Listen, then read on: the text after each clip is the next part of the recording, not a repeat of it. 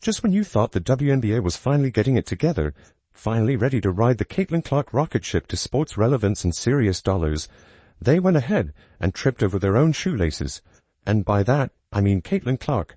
Yes, the league's one-woman ratings machine just landed on the injury list. The Indiana Fever announced that star Caitlin Clark will be out at least 2 weeks with a left quad strain. Clark reported some pain in her leg Saturday after the team's loss to the New York Liberty.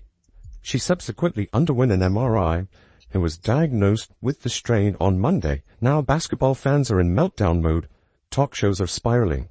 And Stephen A. Smith? Oh, he's practically levitating from sheer outrage at the WNBA bullies, at Commissioner Kathy Engelbert, and most especially at Angel Reese, who still thinks people watch for her too. Caitlin Clark, the very woman who turned women's basketball from something only your overly competitive cousin watched into must-see TV, is now benched with a quad strain. 2 weeks minimum. 2 long Clarkless weeks where the WNBA will do its best impersonation of everything's fine, while the actual product collapses faster than Angel Reese's layup. Picture this. The league's leading light in street clothes, while the TV ratings sink like a rock in a kiddie pool, and the first person to blow a gasket about it? Naturally, it's Stephen A. Smith. ESPN's resident hype machine did not just comment. He went DEFCON 1. While other voices in the league gave us their best polite shrug, Stephen A. came in like a human Molotov, torching every bad take and bad decision that led us here. And let's be honest, someone had to do it. Everyone else is out here whispering sweet nothings and pretending Caitlin isn't the reason their direct deposit hit on time. For that, it's also reported a 100% increase in sales for WNBA-specific merchandise. It started with Caitlin Clark. And so now that we know all of this, and we've known that for months, now we get to turn around and look and see what exactly is it that the league will do, knowing that she's out for the next 2 weeks. I'm not saying I know for sure what's going to happen, but I have an idea. This man didn't just speak up. He held court like a man who'd been waiting to dunk on the league's ineptitude for months. While WNBA executives were out to lunch, trying to act like Caitlin Clark isn't the one keeping the lights on, Stephen A. was busy slapping down receipts. He laid it out so clearly it was like watching math class with fireworks. "Oh, you think the league can survive without Caitlin Clark?" he asked, basically. "Cool story, bro. Check the numbers and try not to cry." Thanks to Clark, Indiana led the league in attendance both at home and on the road. The Fever averaged 17,035 fans at home and over 15,000 on the road. 4 teams moved home games to bigger arenas when Indiana came to town to accommodate more fans. That's about Caitlin Clark. How do we know this? Attendance for the entire league was up nearly 50% last year. According to data from across the timeline, an Indiana league led all teams with an average attendance of 17,035. That was up 319% from the year earlier. Let's break those numbers down, shall we? Caitlin Clark games this year are pulling an average of 1.178 million viewers. When she's out, just 394,000. That's not a drop. It's a plunge off a cliff. That's a 3 times crater in viewership. And you've still got players like Angel Reese wondering why Clark gets more camera time. Maybe it's because Caitlin doesn't treat the ball like a bowling pin and actually makes people want to watch. Stephen A. didn't just wake up mad. This was the result of months of watching the WNBA fumble every golden opportunity. He's seen Cheryl Swoops throwing more shade than a beach umbrella, as if Clark wasn't dragging the whole league into the spotlight.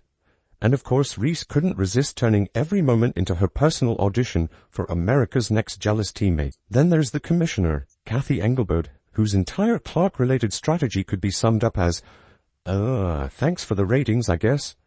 It's like finding a genie in a bottle and wishing for a slightly larger bottle.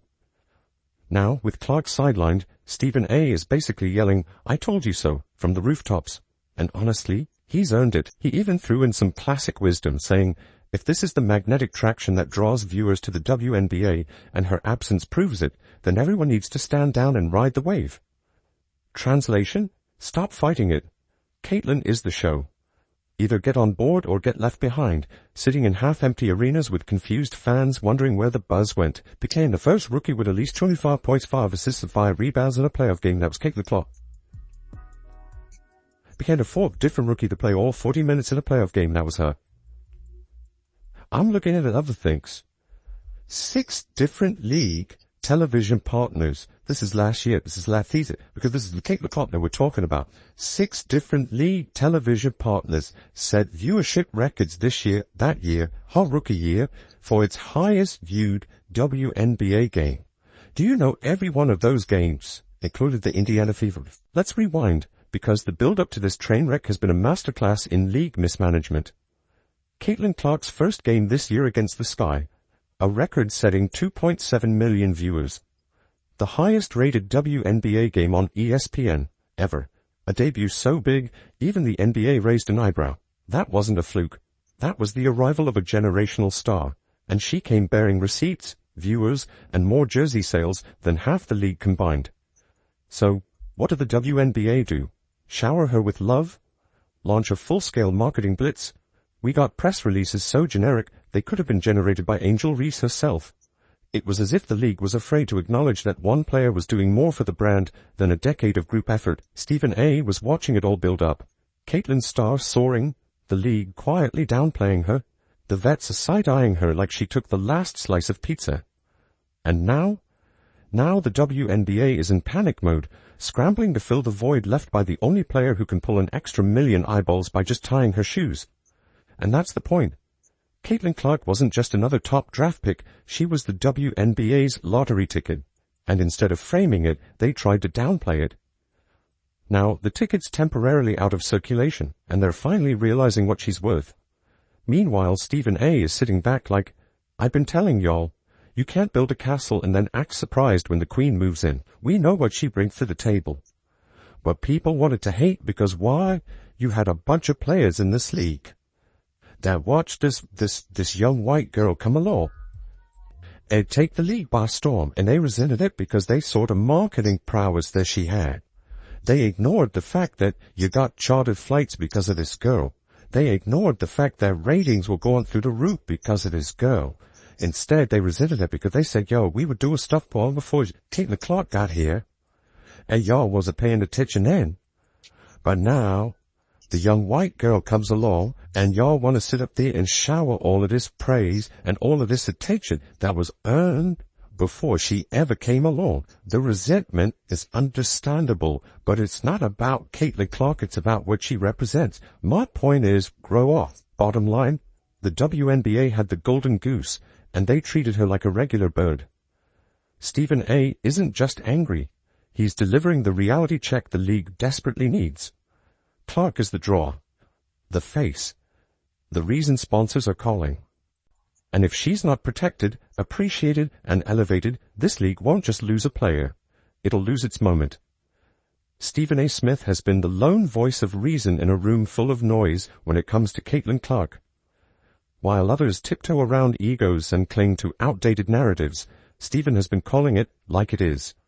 From the moment Clark stepped onto a WNBA court, bringing with her a wave of attention, ticket sales, and viewership the league had never seen before, he's been her loudest supporter.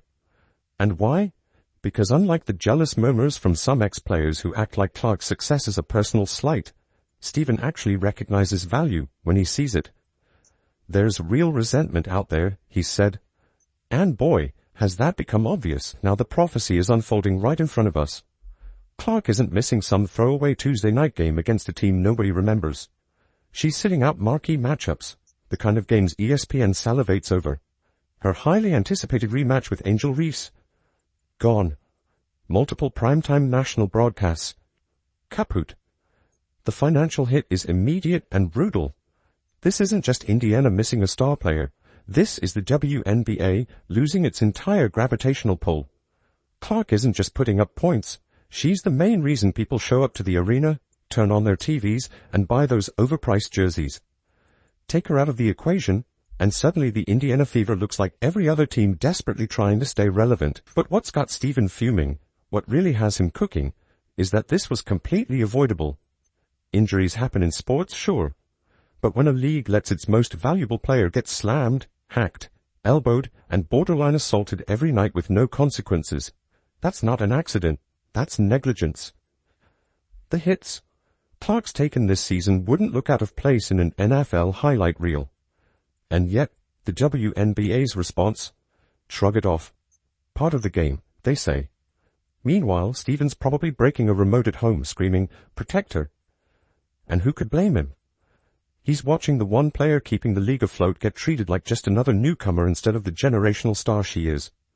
It's not just disappointing, it's malpractice. 2.2 million average viewers tuned in to watch Caitlin Clark and the Fever take on the Liberty, peaking at 3.2 million viewers. This crazy pretty WNBA, even for the Fever, became the 6th most watched WNBA regular season or playoff game, and here's the thing, the numbers back it all up.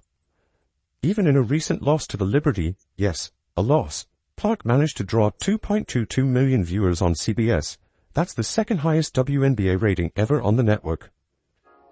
That kind of pull during a regular season game? Unheard of. But without her, those numbers are going to drop like a rock. Picture the marketing execs trying to pitch ad space now. Well, we had 2 million viewers, but our stars sidelined. Sponsors are watching, networks are watching, everyone knows what's coming, and so does Stephen A., who's already loaded up the receipts for the inevitable ratings collapse. And oh, you know he's going to remind the WNBA every step of the way. But what makes this sting even more is that it didn't have to be this way. If the league had just acknowledged what was clear from day one, that Clark is the engine driving this whole operation, things could have been different. Instead, they downplayed her rise, acted like her success was some fluke, or worse, something to be embarrassed about. All while Clark packed arenas, boosted ratings, and changed the perception of women's basketball overnight. And now that she's out, all the people who scoffed at her impact are about to learn the hard way just how wrong they were. Clark wasn't just good for the league, she was revolutionizing it. People who never gave the WNBA a second glance were suddenly tuning in. Entire families planned summer vacations around Fever games. But with her sidelined, those same fans are already checking out. Steven gets it. He sees what's really at stake here. This isn't about a twisted ankle or a pulled muscle. It's about whether the league is smart enough to recognize and nurture a once-in-a-generation star before it's too late.